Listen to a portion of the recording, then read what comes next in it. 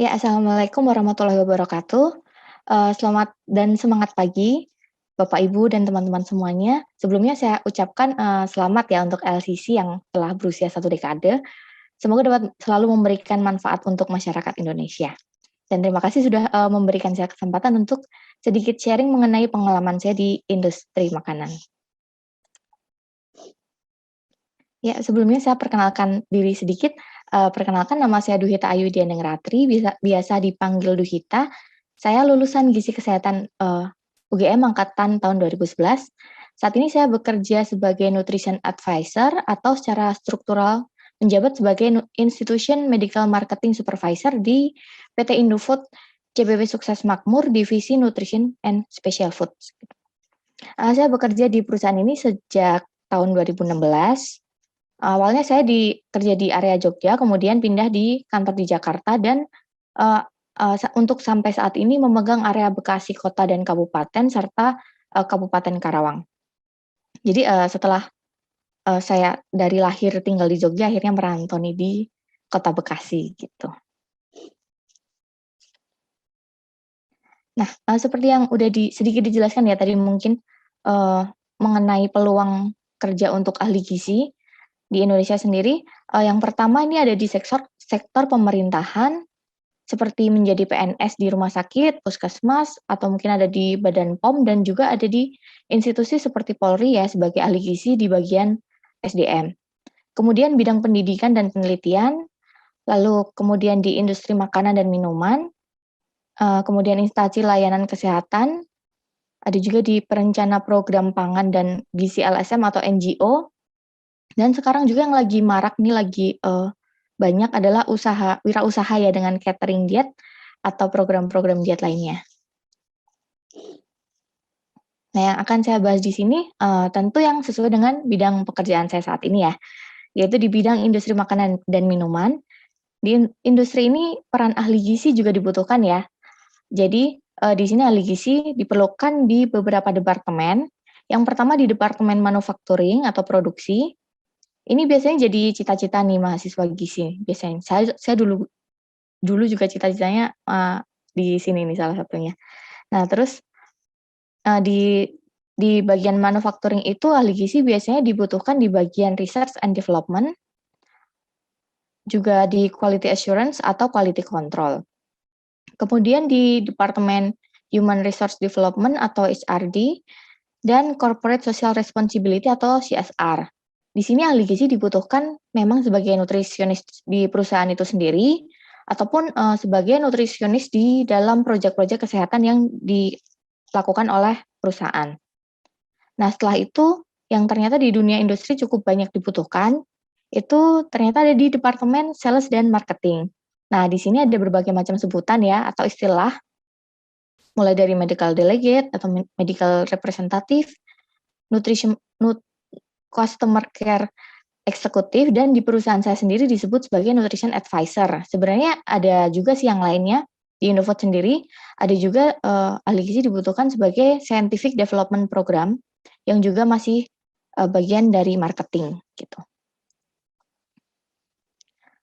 Nah, namun dari ketiga departemen tersebut tidak semua melakukan edukasi gizi. Biasanya hanya departemen HRD, CSR, serta sales dan marketing yang melakukan edukasi gizi. Perbedaan dari keduanya tentunya dari tujuan edukasi gizi yang diberikan ya. Jadi untuk HRD atau CSR, edukasi gizi biasanya berbentuk program gizi khusus untuk karyawan atau keluarga karyawan. Itu sebagai upaya peningkatan pemahaman gizi dan kesehatan karyawan. Untuk kegiatan, dari CSR biasanya dalam bentuk program atau edukasi gizi sebagai bentuk kepedulian perusahaan terhadap kesehatan masyarakat. Nah, contoh yang pernah berjalan di departemen HRD, ada dari, perusahaan lain ya, itu teman saya di perusahaan susu. Mereka membuat program pemantauan 1000 HPK, serta pendampingan gizi bagi anak-anak karyawan. Kalau di Indofood sendiri, sebagai contoh dari CSR, kita pernah bikin program pos gizi, yang dilakukan oleh CSR. Kegiatannya itu melibatkan ahli gizi atau nutrition advisor dari Indofood sendiri, serta bekerja sama dengan puskesmas tempat Kegiatannya itu berupa pemberian MPASI dan pemantauan tumbuh kembang anak jadi kayak programnya seperti posyandu gitu, serta ada penyuluhan-penyuluhan gizi yang dipantau selama 3 bulan gitu. Jadi kayak pemberian intervensi gitu. Kemudian edukasi gizi juga dilakukan di Departemen Sales dan Marketing. Nah, tentu program edukasi di sini memiliki tujuan utama untuk meningkatkan permintaan ya terhadap produk yang dijual oleh perusahaan gitu, atau meningkatkan sales. Selain memang tujuan lainnya yang jelas memberikan edukasi gizi juga untuk masyarakat gitu. Nah, kemudian edukasi gizi di Indofood NSF, sebelumnya saya sedikit jelaskan mengenai perusahaan kami ya, yaitu PT Indofood CBB Sukses Makmur. Untuk PT Indofood sendiri memiliki banyak divisi, jadi salah satunya adalah divisi di mana saya bekerja, yaitu di Divisi Nutrition and Special Food, atau disingkatnya biasanya di Indofood NSF gitu. Di sini kami memiliki 4 brand, dan kami berkomitmen untuk mengembangkan produk bernutrisi berupa baby food dan beyond baby kategori. Kami juga telah bekerja sama dengan lembaga-lembaga nasional dan internasional seperti UNICEF, World Food Program, dan sebagainya. Lalu untuk organisasi nasional seperti IDAI, IBI, dan tentunya Persatuan Ahli Gizi Indonesia atau Persagi. Dan kami juga sangat mendukung program pemerintah berupa program 1000 Hari Pertama Kehidupan, program pencegahan stunting yang sekarang sedang menjadi fokus ya, tadi juga sudah dijelaskan di Indonesia, sudah menjadi fokus pemerintah ya, bahkan di semua kementerian ya tadi ya katanya. Dan serta program pemberian ASI eksklusif selama 6 bulan. Sebagai informasi tambahan bahwa PT Indofood tidak memproduksi susu formula gitu. Nah, saya sendiri bekerja sebagai nutrition advisor atau mungkin sedikit berbeda ya dengan perusahaan-perusahaan lain yang kayak namanya mungkin medical delegate gitu. NA atau nutrition advisor di sini selain mengcover channel medical juga memonitor distributor, kita juga memanage tim dan juga membuat dan mengimplementasikan program-program untuk dapat meningkatkan demand atau permintaan. Nah, program-program tersebut salah satunya adalah program-program edukasi gizi dalam berbagai macam bentuk kegiatan.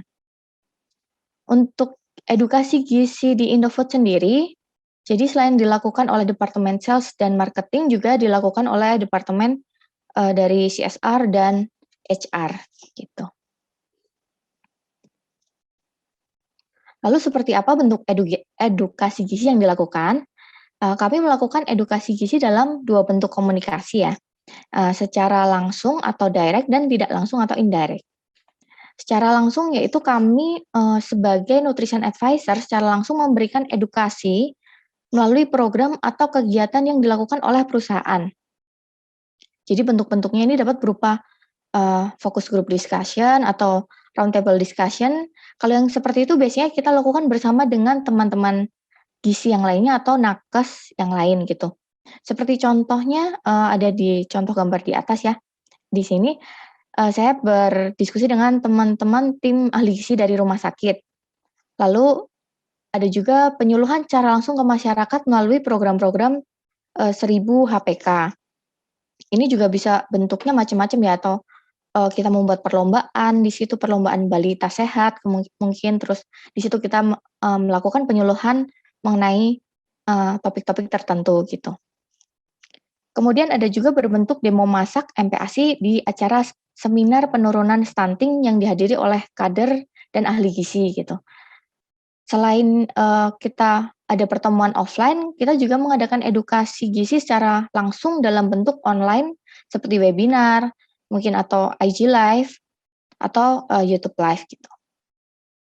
Nah, untuk edukasi secara tidak langsung atau indirect, edukasi dilakukan melalui perantara healthcare profesional gitu. Jadi seperti ahli gizi, dokter, dan bidan, ataupun akademisi baik untuk masyarakat langsung atau mungkin seminar untuk profesional lain gitu. Nah, kami juga bekerja sama dengan institusi-institusi seperti Dinas Kesehatan, rumah sakit, puskesmas, bidan, juga ada juga di kampus-kampus gitu, dan organisasi-organisasi profesi seperti IDAI, IBI, dan Persagi dalam melakukan program edukasi gizi.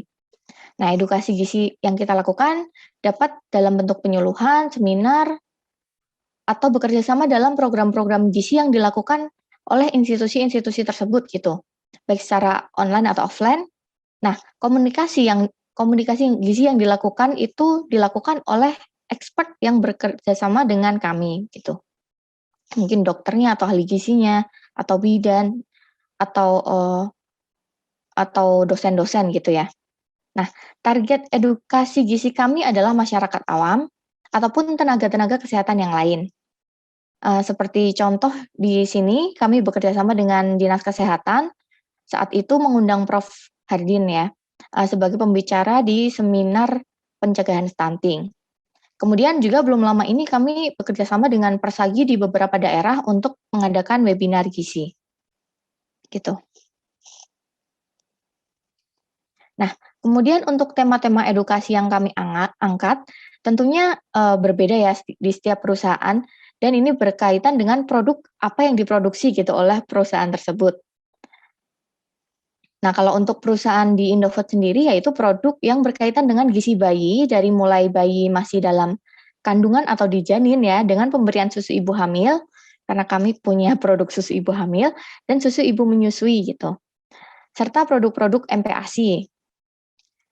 Nah, maka tema edukasi kami diantaranya tentang pentingnya 1000 HPK, pencegahan stunting, tentang serba-serbi pemberian MPASI, baik dari jenis dan bentuk makanannya, dan pola asuh makan, tumbuh kembang sistem pencernaan, ada juga problematika pemberian MPASI. Selain itu juga topik yang berkaitan dengan kondisi saat ini ya, kondisi pandemi, yaitu mengenai MPASI untuk mendukung imunitas anak. Gitu.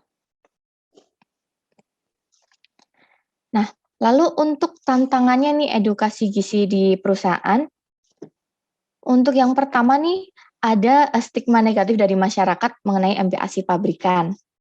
Masyarakat saat ini banyak yang menganggap ya bahwa MPASI pabrikan itu mengandung pengawet.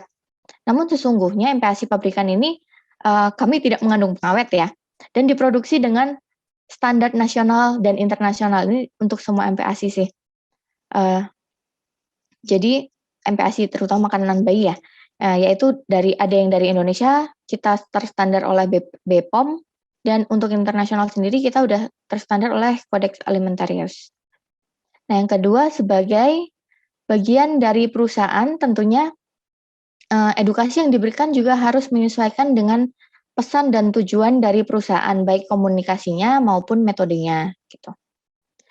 Untuk yang ketiga dan keempat ini mungkin maaf ya untuk perusahaan tertentu yang memproduksi susu formula. Nah, ini tentu sedikit bertentangan nih dengan program dari pemerintah ya. Juga kurang sesuai kemungkinan nih dengan ilmu gizi atau kata hati nih biasanya, karena ada temen juga yang kayak mungkin agak sedikit bertentangan gitu mengenai pemberian susu formula atau susu di bawah 6 bulan gitu. Nah, namun di sisi lain pekerjaan ya mau gimana lagi menuntut untuk tetap menawarkan produknya gitu. Nah, tapi untuk Indofood NSF sendiri kita tidak memproduksi susu formula, sehingga saya sendiri sih cukup enak gitu ya untuk melakukan edukasi gitu, karena sejalan dengan program ASI eksklusif dari pemerintah gitu. Dan mengingatkan 5 menit lagi ya, Dwita. Oke, ya. Nah, untuk yang kelima adalah adanya tren diet atau pola asuh makan anak yang mungkin diviralkan nih oleh influencer dan kemudian berbondong-bondong nih diikuti oleh pengikutnya. Seperti yang udah itu seperti pemberian makanan utuh untuk bayi yang baru makan atau dikenal PLW ya. Nah, tentu ini juga tidak sesuai dengan kaidah ilmu gizi, sehingga kita perlu mengajak expert untuk memberikan edukasi yang benar gitu. Lalu yang terakhir ada juga nih tantangan dari masyarakat-masyarakat yang fanatik terhadap jenis-jenis makanan tertentu. Seperti makanan yang harus organik, harus homemade, tidak boleh diberi garam, gula, dan sebagainya. Nah, untuk itu Kami juga biasanya menggandeng expert seperti dokter spesialis anak, ahli gizi, atau bahkan psikolog anak yang menjelaskan mengenai kebutuhan gizi anak, tumbuh kembang anak, juga pola asuh anak.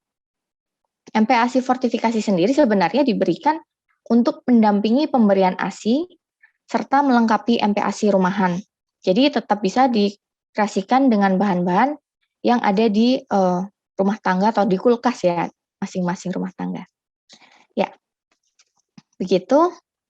Mungkin sekiranya cukup sekian sharing dari saya mengenai edukasi gizi di lingkup industri. Pesan dari saya sih untuk teman-teman atau adik-adik yang mungkin masih kuliah dan mencari pekerjaan, jangan takut dan jangan pernah membatasi diri karena peluang kerja lulusan gizi bisa di mana saja, asalkan mau mempelajari hal baru gitu. Ya, mungkin cukup sekian dari saya. Terima kasih. Wassalamualaikum warahmatullahi wabarakatuh.